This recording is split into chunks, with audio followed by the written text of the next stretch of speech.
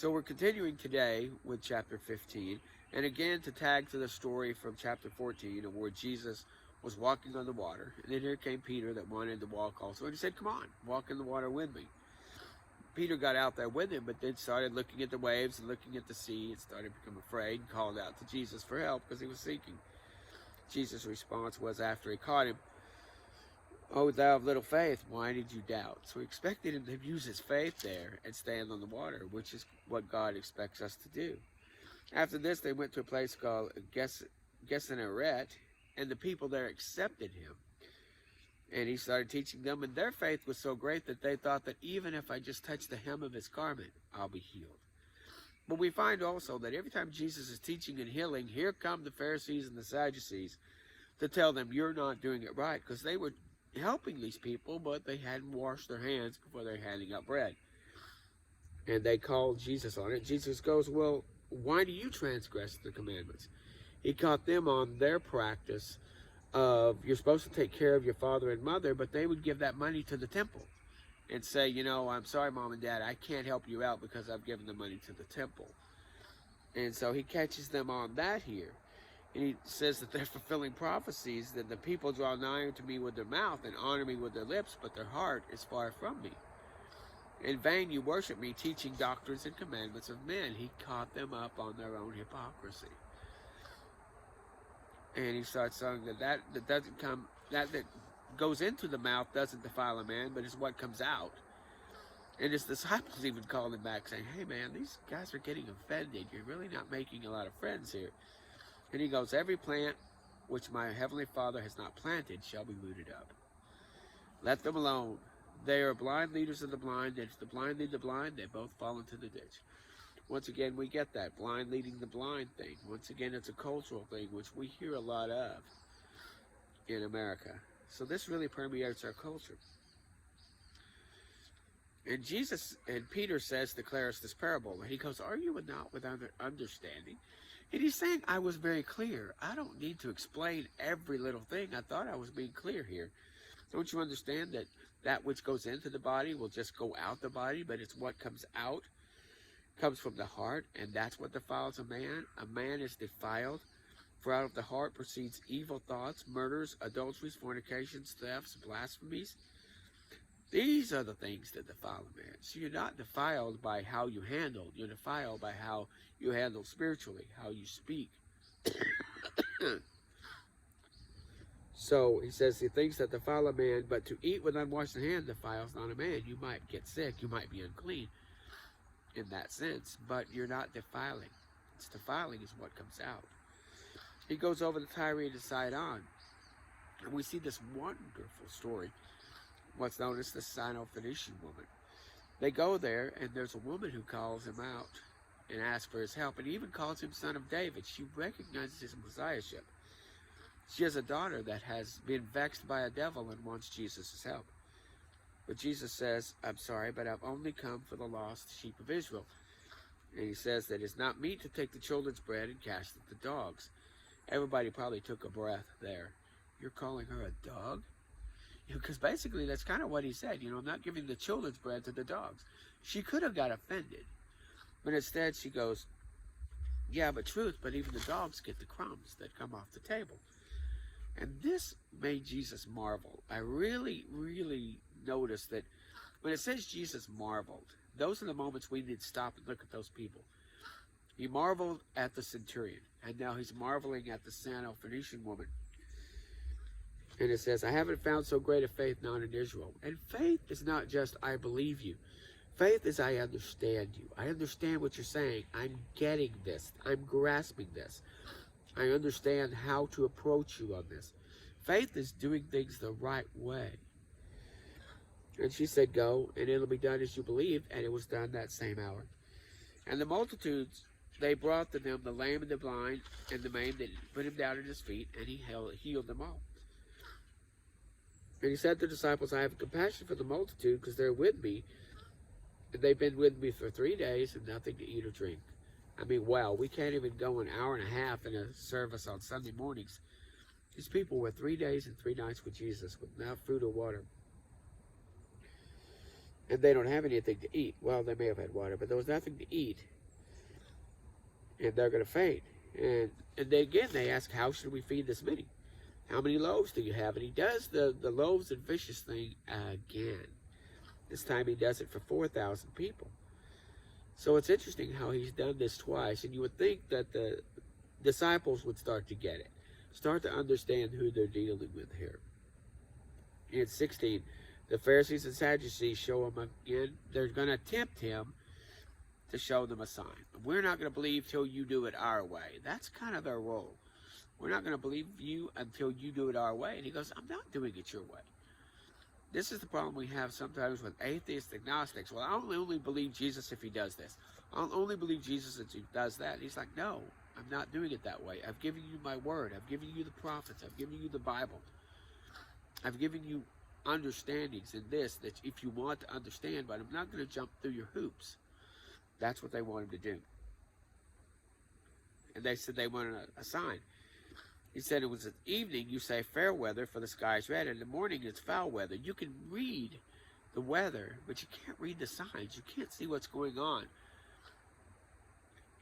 Going back to Isaiah in all of this, we see where Isaiah was showing what Christ would do when he came. And this was, again, what he said when John the Baptist earlier had asked, are you the Messiah, or should we wait for another? He didn't say, yes, I am, or no, I'm not. He goes, look around. The blind are seeing. The deaf are healing. The maimed are walking. The things that are happening are the things that were said that would happen when Messiah gets here. That's what he's saying here. But you are a wicked and adulterous generation. Now, wait a wicked and adulterous. We just did history in the Old Testament. What generation was considered wicked and adulterous? The ones right about the time of Jeremiah. Remember all of that? That they had been the wayward wife? Well, here he's calling them wicked and adulterous. He's saying that they are just like those at the time of Zedekiah.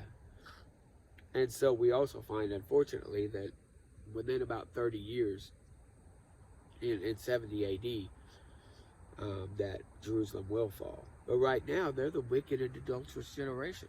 He's drawing a line there. But so you'll have nothing but the sign of Jonah. And he leaves that with them to figure out. He's already said he was going to be 3 days and 3 nights.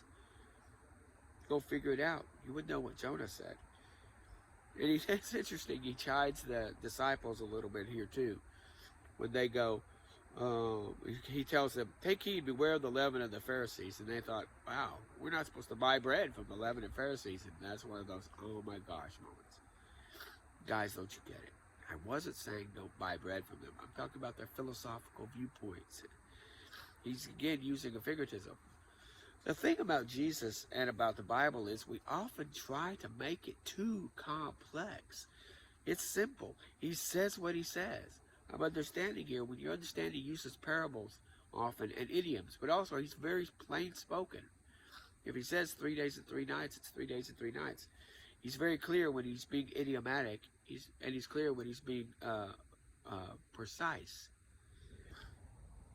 And he perceived, oh, you little faith, why reason among yourselves not to do bread? Don't you understand that we just fed with 5,000, and then with 7 loaves we fed 4,000. We fed thousands of people. I'm not concerned about bread.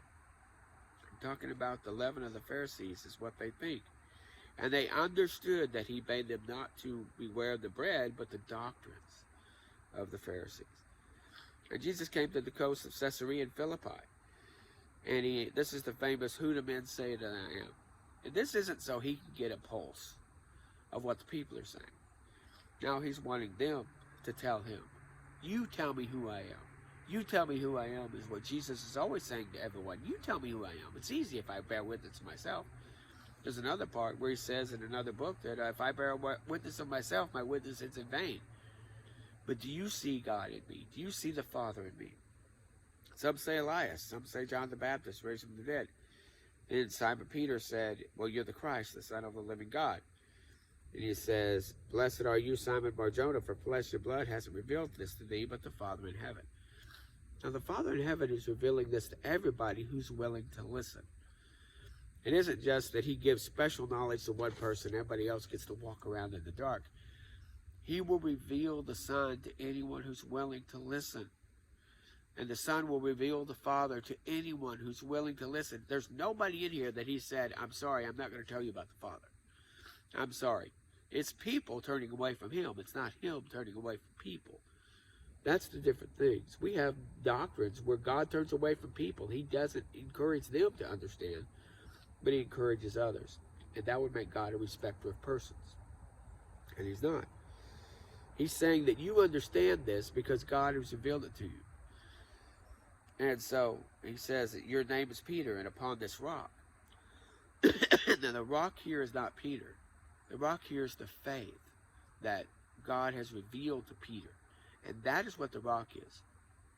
And on this rock, I'll build my church. I'm going to build my called out on those who hear and choose to believe.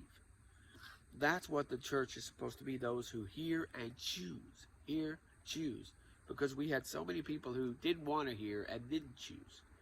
Well, basically, by not hearing, they were also choosing. This is not the Catholic Church, because they make Peter the rock. But here, belief in Christ is the rock. Christ himself is the rock. But belief in him, belief that he is, and that the Father has revealed this to you. And I'll give you the keys to the kingdom of heaven. Whatever you bind on earth, you bind in heaven. You loose on earth, you loose in heaven. You have keys to your car, you can lock it or unlock it. He gives these keys an authority, not just to Peter, but to anyone. Anyone can take this word. I'm using those keys right now by doing these videos. I take the authority. I didn't ask for anybody's permission. I have the Bible, I have my own brain, I have my knowledge and my prayer, and I'm going to put this out there. But he charged the disciples that they didn't tell anybody. They didn't want someone to piggyback off of the disciples' faith. They wanted people to have their own genuine faith. So many times we'll have our faiths only based on what a third party has told us, and not a genuine faith. Of course, I love this also, that Peter gets rebuked and gets called Satan. I mean, here he is. I mean, the Catholics would say that he's the Pope, you know, he's the rock, but then he's so-called Satan. Which is it? Are you the rock of the church, or are you an adversary of the church? Because he goes in and starts talking that he's going to be taken and killed and raised on the third day. Once again, third day. Not some oddball day of a day and a half or whatever, just to meet our traditions. Third day. And Peter says, far be it from thee, Lord, that this should happen to thee. He's cut him down to say, nope, that's not going to happen. He calls him an adversary because you're standing against. You're an offense because you savor the things of men and not of God. And if any man come after me, let him deny himself and take up his cross and follow me. He's told him even that he's going to die on a cross. Now you have to take up your cross and follow me. For whoever shall save his life shall lose it. But whoever shall lose his life for my sake shall find it. For what is a man profit if he shall have the whole world and lose his own soul? We've forgotten about that in this world. Or what will you give for your soul? For the Son of Man shall go into glory of his Father with the angels, and then he shall reward every man according to his works. It's interesting. We are given faith and authority. Now, by taking that faith and authority and doing works, you're going to be rewarded for those works. Verily I say unto you that there are some standing here which will not taste death till they see the Son of Man coming in his kingdom. Now, who tasted death before the coming of... That was Judas, who tasted death, but the others did not. And I love it here in 17. And 6 days he took Peter and James and John, his brothers, and brought them up to the mountain. This is that famous Mount of Transfiguration story. I mean, I'm talking to people who probably are well aware of this story. I don't have to dig it in. If you don't, stop and read it. It's a beautiful, fun story. 6 days later, they go, and they're up on this mountain, just the four of them. And then all of a sudden, there came Moses and Isaiah. Elijah, sorry, I keep saying, he quotes Isaiah, but this is Elijah, sorry, I misread. Moses and Elias, which is Elijah, came. And then Peter starts shooting off his mouth. You know, it's wonderful, so we should be here. We can make a temple and worship all three of you. That's stupid. Peter, be quiet. Because he's just blathering. Because there was a bright cloud that came over them, and a voice that said, "This is my beloved Son, in whom I am well pleased. Hear ye him." Did that happen before? Yes, it happened. That is baptism. And then these disciples heard it. They were so afraid. They fell down. And he came and touched them and said, "Arise." I mean, these guys had fallen on their face. Has this happened before? Yes, it happened with Ezekiel several times when these supernatural happenings would happen.